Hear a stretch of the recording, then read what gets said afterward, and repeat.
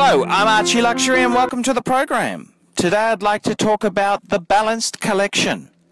And it's an interesting concept. We've been doing some wrist watch collection reviews, and I've also doing some wrist shot reviews.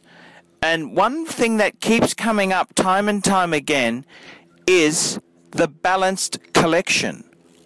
What is the balanced collection? And the balanced collection seems to be, it's when you've gone to a lot of thought and trouble with the pieces you've added.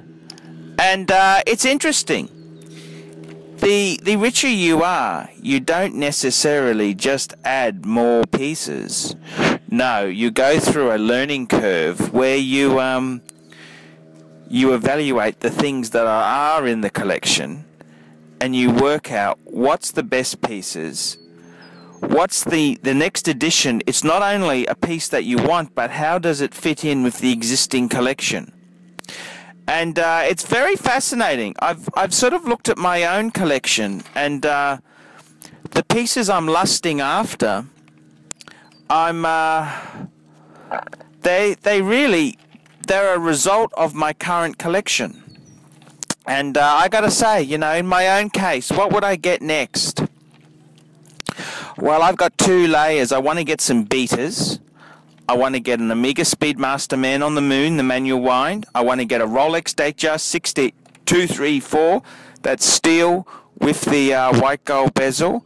And I want to get either a no-date sub in steel or a two-tone sub with the blue dial.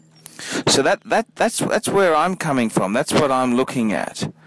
And it's very, very fascinating to see these pieces here and see how would you expand the collection. And then I've got the fuck off phase where I want some obscene pieces. And the biggest question is, I've got 3 obscene pieces I'd love to add.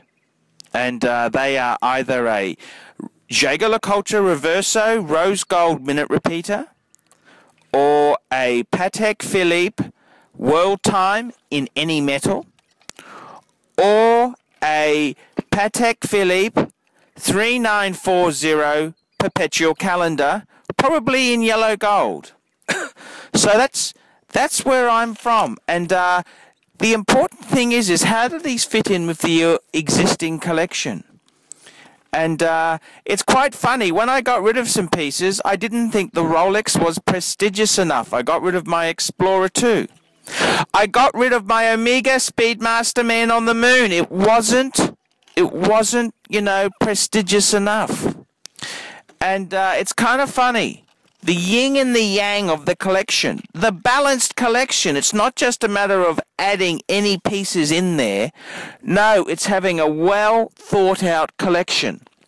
And in some ways there, it's like having a well thought out garage. If you won the lotto, well, you'd buy some sort of luxury Benz limousine. You'd have a BMW. You'd have a, what would you have? You know, this is the whole thing.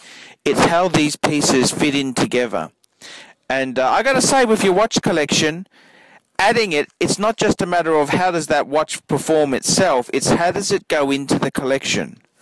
And I know with Descartes, he's very much a white metals man. And I'd like to see him bring in some yellow gold or rose gold, just as a bit of, you know, a bit of variety. And I got to say, sometimes these rules are meant to be broken. I'm very much a white metal man, and then I fell in love. I broke the rules and got an annual calendar, Patek Philippe, not a perpetual.